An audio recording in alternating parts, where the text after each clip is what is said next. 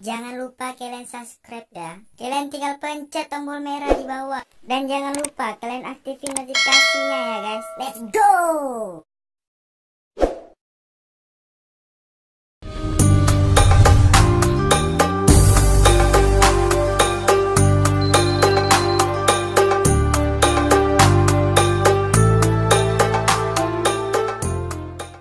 Kenapa pemerintah ini selalu dijauhkan dengan NU? Ya karena nanti kalau NU dengan pemerintah solid, maka perongrong Republik Indonesia ini pasti nggak akan kuat jalan dan bertahan di sini. Nah ini pentingnya DPR, Kominfo. Nah ini satu kritik saya lagi. Kritik penting ini perlu saya sampaikan karena ini forumnya di DPR. Nah, kita ini regulasi tentang informasi dan komunikasi sangat terlambat jauh. Assalamualaikum warahmatullahi wabarakatuh. Selamat siang, salam sejahtera untuk kita semua.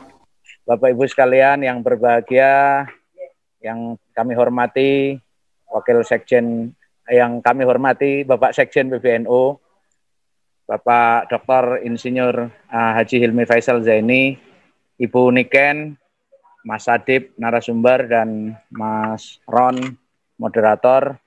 Pertama kita bersyukur kepada Allah Subhanahu wa Ta'ala, siang hari ini kita bisa bertemu di tengah situasi yang ya dikatakan orang semuanya harus ada di rumah dan tidak beraktivitas, tapi insya Allah kalau kita tetap beraktivitas dengan cara apapun, beraktivitas di dalam dan di luar rumah, karena kita nggak boleh menjadi orang yang mager, malas gerak. Kalau nanti jadi mager maka produktivitas kita akan rendah. Sebagai generasi muda kita mempunyai tantangan dan peluang yang luar biasa di era ini. Kalau orang menyebutnya era 4.0, kita menyebutnya sudah pada era 5.0. Kenapa kita sebut sebagai era 5.0? Karena sesungguhnya transformasi industri telekomunikasi dan informasi ini sudah memasuki fase 5.0.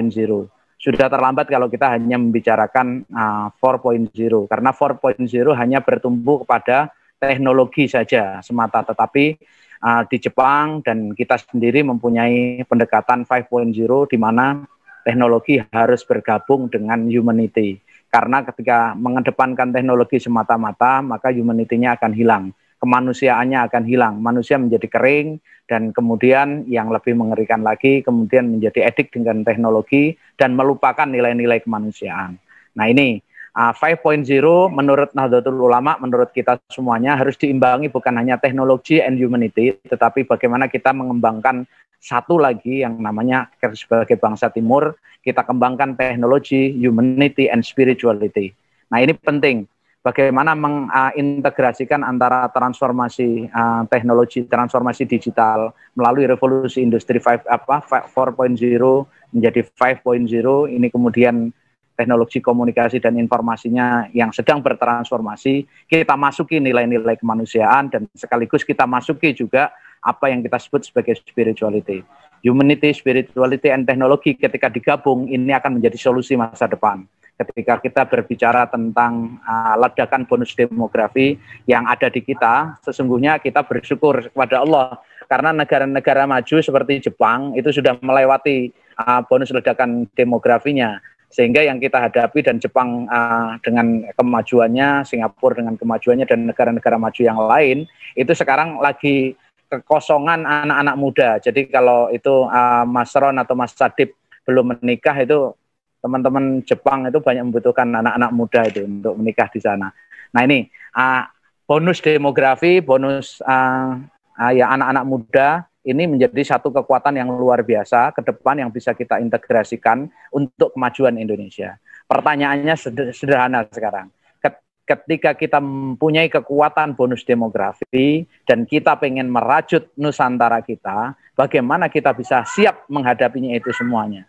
Maka yang harus diketahui adalah bagaimana apa sih sesungguhnya tantangan yang kita hadapi hari ini. Ini yang perlu disampaikan ke anak-anak muda, sehingga anak-anak muda paham sebenarnya kita sedang kemana sih, dunia sedang berubah kemana sih. Kalau tadi Pak Sekjen menyampaikan ada disrupsi, dan Pak Sekjen menyampaikan bagaimana harus bersikap extraordinary, maka apa yang harus kita lakukan adalah kita memetakan perang-perang besar yang kita hadapi hari ini. Anak-anak muda hari ini dan sampai 2030 akan berhadapan dengan perang besar, 5 perang besar. Yang saya sebut 5 perang besar ini dengan narasi yang pertama adalah pop culture war. Perang ini bukan lagi perang fisik yang artinya membunuh orang dengan senjata, tetapi bagaimana menguasai teritorial, menguasai orang, menguasai kehidupan masyarakat itu melalui menguasai cara berpikir. Jadi kalau apa yang kami sebutkan pertama adalah pop culture war, maka perang pertama ini adalah perang pop culture, kebudayaan, tata nilai, value ya yang ada dari satu negara ke negara lain itu bisa diekspor dengan mudah dan juga bisa diadopsi dan diadaptasikan dalam kehidupan sehari-hari, bahkan bisa menginfiltrasi kehidupan sehari-hari masyarakat dan anak muda dengan mudah sekali. Kalau nggak percaya, kita buktikan pop culture war yang sedang ada. Di satu sisi pop culture war ini peluang untuk kita bisa mengekspor ideologi, mengekspor pop culture kita ke negara-negara lain. Tetapi faktanya kita yang lebih banyak terinfiltrasi dengan nilai-nilai dan budaya-budaya pop yang datangnya dari luar, baik yang dari kanan maupun dari kiri. Saya sebutkan ancamannya ini pop culture war ini bukan hanya semata-mata dari yang mengusung narasi liberalitas,